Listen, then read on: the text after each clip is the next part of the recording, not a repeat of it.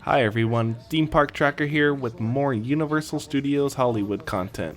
It's been some time since the last update, so let's jump right into it.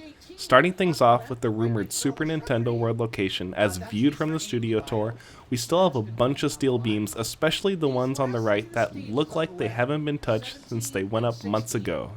The main focus seems to be towards the Mario Kart show building on the left side. Looking inside, they are still adding things here and there, but you can't really see anything too related to Nintendo just yet. I think it's just a matter of getting this thing enclosed before they start adding the ride elements and showpieces. It might be very soon too that the building gets enclosed because the horizontal beams have been installed on the exterior and slowly we should start seeing it closed up. After that happens, they can get to work on adding theming everywhere. Nintendo Worlds are being built in Hollywood, Orlando, and Japan, with Japan being the furthest ahead, almost matching the rendering provided by the park. Hollywood is going to have the best views for the construction thanks to it being on the lower lot. The Starway escalators will provide amazing views as the project comes along. It's rumored Hollywood is getting a slightly smaller version of Nintendo compared to Japan, which is quite the bummer, so it won't exactly match up with the renderings. This is mainly due to the lack of space for such projects. The Hollywood park is so tight on space, they have to share space with a working movie studio. All those buildings right behind Nintendo, The Mummy, and Transformers are sound stages. Universal had to demolish multiple sound stages to make room for this massive land. This is going to be an amazing addition to the park and something that will drastically drive attendance up, just like the Wizarding World of Harry Potter did in 2016. Looking closer at the steel beams, it appears some of them have been sprayed gray with what might be concrete. The days of being able to see inside the Mario Kart show building are coming to an end, and I'm surprised at how well Universal has kept this ride under wraps as there's very little knowledge as to what it will entail. Things like the ride system, which worlds and tracks will be featured, the loading and unloading system, and so much more are unknown.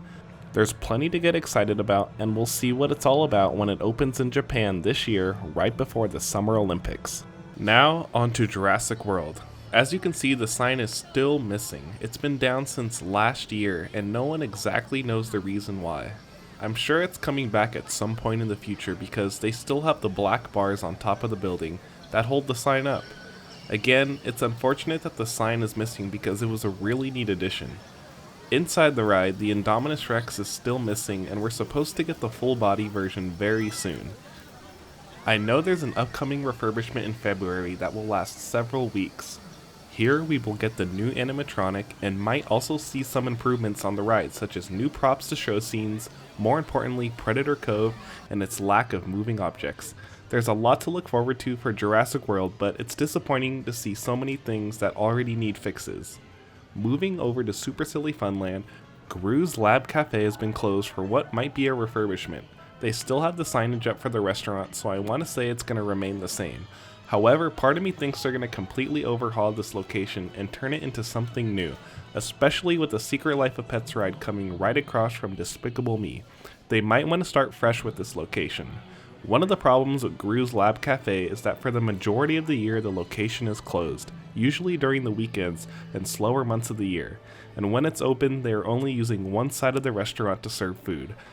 This location does have plenty of seating whether it's open or not, and the park seems to actively be changing the restaurant offerings in the park. One such example of this is the Plaza Grill that used to be in front of DreamWorks Theater. It is now called Cocina Mexicana, now serving Mexican-themed food. Anything can happen, but most likely it's a refurbishment. Down the walkway from that is the Secret Life of Pets Off the Leash ride. The detail and resemblance to the movies is amazing, and the park is doing an amazing job with the exterior of this project. I guess it's safe to say that the main red building will be the entrance to the attraction. You can see some holes in the red brick that I assume are for electrical and hanging up signage related to the attraction. There seems to be only one entrance to the ride, and I think once you enter through those wooden doors is where you'll be split into Universal Express and the standby lines, maybe even a single rider line if this ride's going to feature one. There are strong rumors going around that Secret Life of Pets will be accessible through a virtual queue only.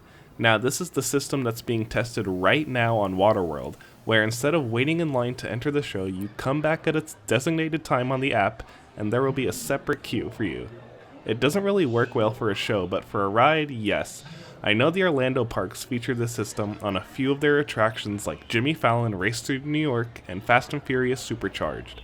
Instead of waiting in a long standby line, you reserve a time to ride from kiosk or through your phone, and depending on the demand, will tell you when it's your time to enter the queue. This allows guests to go about their day without having to wait in a long standby line.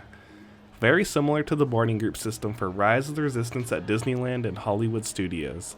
Now, I'm not too knowledgeable on the virtual queue system, and the water wheel test is a poor example because more than half of the time it doesn't even work, or is not needed because the park is so slow. Anyways, the reasoning for this setup is because of the lack of space for a full standby queue. If you noticed in the park, every ride has a massive switchback queue to hold lines that are well over 2 hours. I just don't see the available space on this site. Maybe a queue that could hold up to 30 minutes at most, but there's just no room for anything longer than that. Once you enter, you'll see a few pre-show elements and then boom, you're on the ride. Now over in City Walk really quick is the offices above the candy store, It's Sugar. The exterior is getting completely redone, probably because the old one looked very dated with the tile exterior. The candy store has been relocated to another part of City Walk near the Dodgers Clubhouse and Crepe Cafe. Hard Rock has been completely stripped from the City Walk, and the only mentions left are a little sign telling guests the location has closed. We also have the NBC Sports Grill going up where Tony Roma's used to be. That project seems to have halted for a bit as little changes have happened. Well, that's just about it for this update. Thank you so much for watching, and please subscribe to the channel for more updates on Universal Studios, Hollywood, and other Southern California theme parks.